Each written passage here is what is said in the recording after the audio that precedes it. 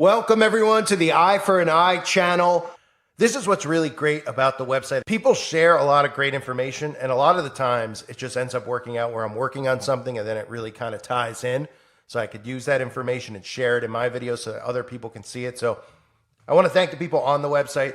This specific story comes from Esther John, who shared somebody's video from the YouTube channel The Controversy 7, who put together a nice video, and I wanted to use this clip because it ties in perfectly with what I was going to cover about this article in regards to climate crisis, and 1/3 of the food that we eat is at risk because the climate crisis is endangering butterflies and bees, which I'll get to after the fact. But this video talks about a few of our friends from the World Economic Forum and other engineers who talk about how we need to human engineer people and control their taste buds so that they like to eat different things. Now that's weird, right? Since we see them, engineering us into wanting to eat bugs. They use the celebrities, right? That's their influencers to influence the masses, that we should eat bugs more. That's why all these shows have incorporated eating bugs and taking that taboo, that, desensitizing people from eating bugs, making it normal. The more they see these celebrities eat bugs, the more celebrities like Justin Timberlake, etc., come out and say, yeah, we eat bugs for dinner.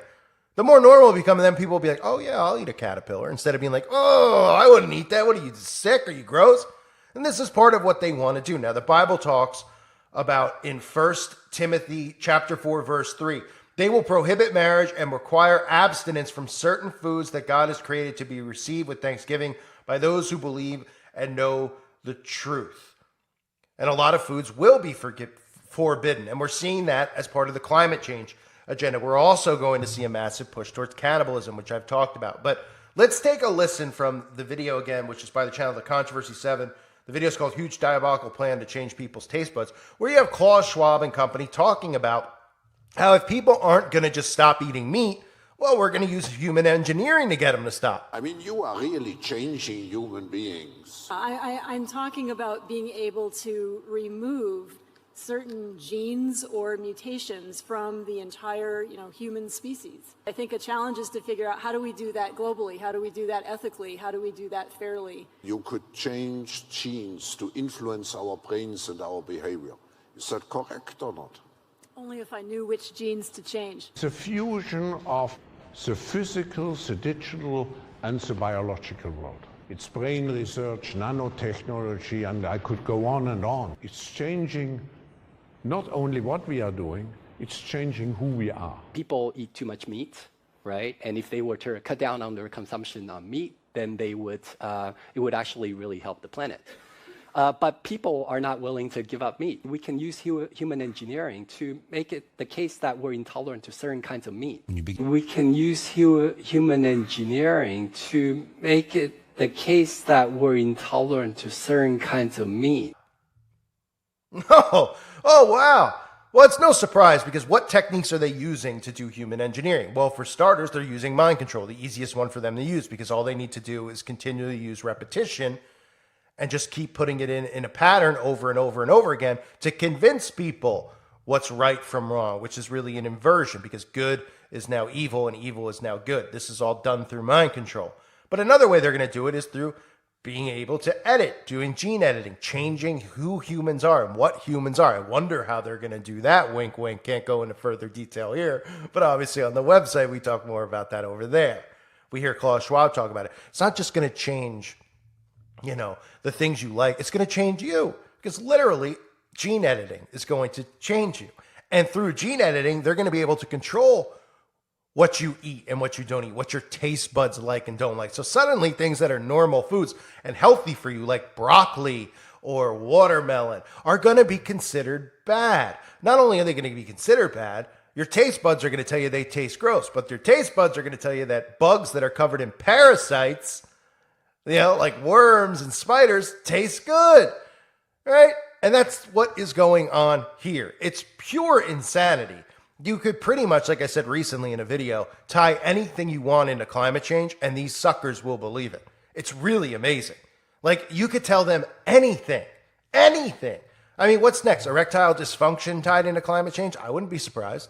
I recently discovered they're blaming People being sick now in climate. They're like, oh, people are sicker for longer periods of time thanks to climate change. Are people getting more and more sick? Like, what? What else are they going to come up with? Well, the answer is whatever they want, because the simple fact is the mind control is working. And we see these suckers continually believe it. So one of the things, obviously, is bugs, like I've shown over and over, and we've all seen it. Everybody out there who's even people who are asleep are still seeing it. And they're like, why are they constantly telling me I'm going to eat bugs? Right? Why is Angelina Jolie eating tarantulas? Why are they telling me I should drink cockroach milk, which I showed last week? Why are they making these beyond plant-based burgers and stuff when we still have meat and we could eat meat? Well, the meat, first they tell you that meat's bad for you. Then that didn't work, right? When they said eating cows are really bad for you. So then it turned into, oh, well, it's not that eating cows are bad. Cows are bad because their farts are killing off, too much carbon. So we should just kill all the cattle, kill our food supply chain, because the climate's more important than our food supply chain, apparently. Just like it's unbelievable what these people fall for. And of course, on top of all that, cannibalism will be pushed. And it is being pushed because every day I see something in the news about cannibalism. This is some guy named Army Hammer. You can't make the name up. Like Arm & Hammer. I don't know who this actor is. Nobody apparently does. But he says he's 100% a cannibal in this new documentary. Apparently, this guy's an actor that no one's ever heard of or ever seen a movie or anything that he's in. But he says that he's 100% a cannibal. Well, what a surprise, since all these people in Hollywood are.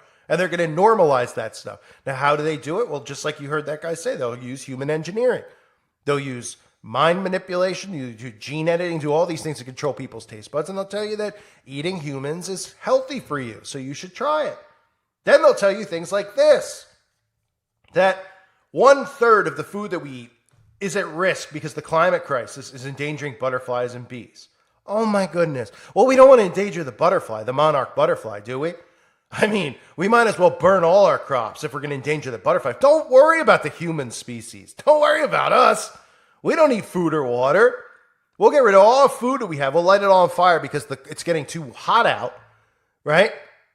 So we'll get rid of all the food that we have. Then we'll realize that we have no food and we'll die of starvation. That seems to work. This article says bee populations are declining. More than half of the bat species in the United States are in severe decline or listed as endangered. And international scientists recently announced the monarch butterfly is close to extinction. So I wasn't even kidding. I didn't even realize that they were talking about the monarch butterfly. But of course they would be, because this entire thing is a method of mind control, so why not use the monarch butterfly, which symbolizes that, as the butterfly, right? Oh my goodness. What these three creatures have in common is that they are all pollinators. Without them, fruits, vegetables, and other plants wouldn't be pollinated. And that's a major problem for our food supply. 1 out of every 3 bites of food that we eat is directly connected to a pollinator. Ron Miguel, the communications director and a wildlife expert at the Zoo of Miami, told CNN around 30% of the food that ends up on our tables gets there because of things like butterflies, bees, and bats. I didn't know bats had such a role. Is this new? Apparently. Bats just seem to be popping up all over the place, culprits of things going on. Losing those critical populations could also mean losing some of our favorite foods. Apples, melons, cranberries, pumpkins, squash, broccoli, and almonds are among the foods most susceptible to the pollinator decline, according to the FDA. Bees in particular are responsible for pollinating around 90 commercially produced crops, the agency reports. Even tequila is at risk, they say. It's also connected. Whether you're eating the food that is directly pollinated or you're eating something that depends on that pollinator, it's a domino effect. So in other words, if you're eating fried chicken or pork chips, those chickens and pigs eat fruit, vegetables, and other plants that depend on pollinators. Thus, we aren't going to have chicken either, or pork chops, or bacon, just name it. And then it says the climate crisis has taken a toll on pollinators. So a more intense and prolonged drought is the most obvious impact. A growing concern is the effect of extreme heat, particularly on butterflies. Wow. Yeah, I wonder if they could do something about that. Oh, right, they can, but they won't, because they're the ones causing all this through weather manipulation. Right. So, ladies and gentlemen, don't worry. There's a solution here to the issue about the bees and the butterflies and the fact that we can't eat watermelons and chicken. Oh, don't worry about it. There's plenty of bugs and there's plenty of humans to eat. So we shouldn't worry. Let's continue going forward with the climate initiative.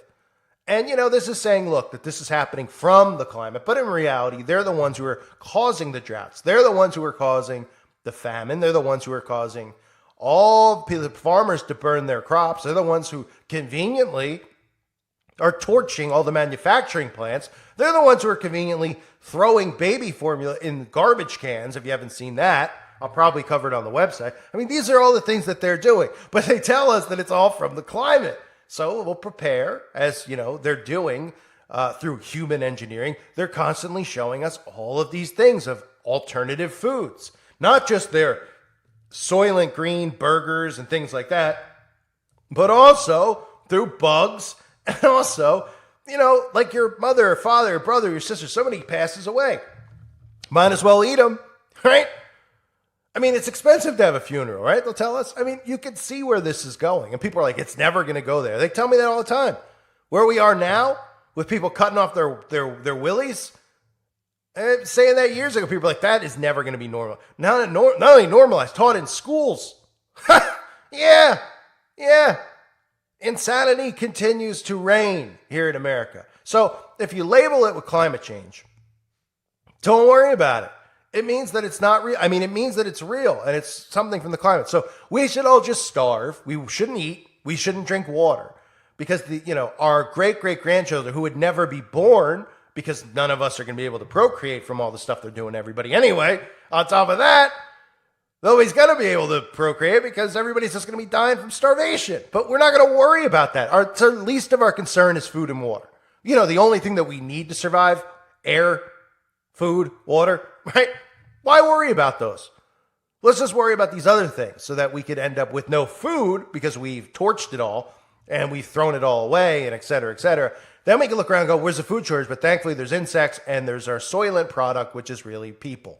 How convenient. So human engineering is the name of the game. The methods that they use is gene editing, mind control. That's what's going on right now. And your taste buds might change. Yeah, this is sick. It's only going to get worse, ladies and gentlemen. This is what Satan is doing to our world. This is what his minions are doing. This is the bidding they're doing for him. Don't think that they're going to live like this, because they're not. This is for us, the going, the cattle. I thank everyone for being here. Hope you're doing well. God bless all of you and your families.